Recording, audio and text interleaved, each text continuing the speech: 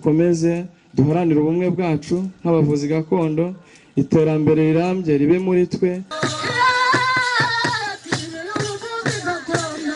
Ubundi utararugwa aravuga ati ntabunya, ubuvuga gutya batararwara za ndwara duhangana nazo buri gihe ngo aze kuzivuza mu Kinyarwanda.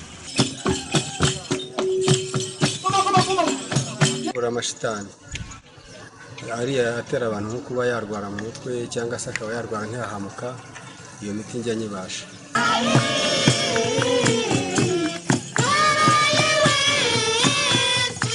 Hari uguhugura abavuzi gakondo, ariko twabanje kubaha ibyangombwa bagakora bazwi n'inzego za leta.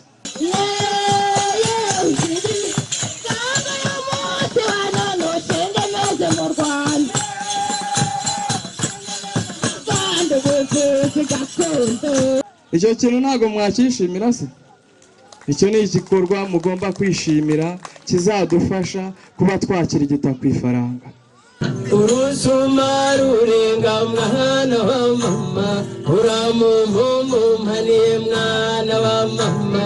Amahugurwa y'uno munsi icyo yamariye ni uko yanyigishije gukorera mu mucyo, nkakorera ahagaragara, nkakorera hamwe n'abandi, imiti ifite isuku kandi isukuye neza, n'uhaye akabona ko ukuye ahantu hatunganye kandi nawe utunganije, kandi uhawe na garanti yo kumara iminsi.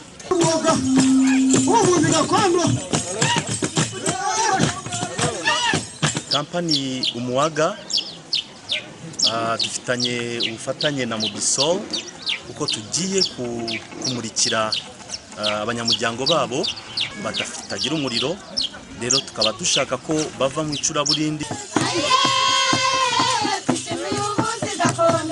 Dukomeze duharanire ubumwe bwacu nk'abavuzi gakondo, iterambere rirambye ribe muri twe.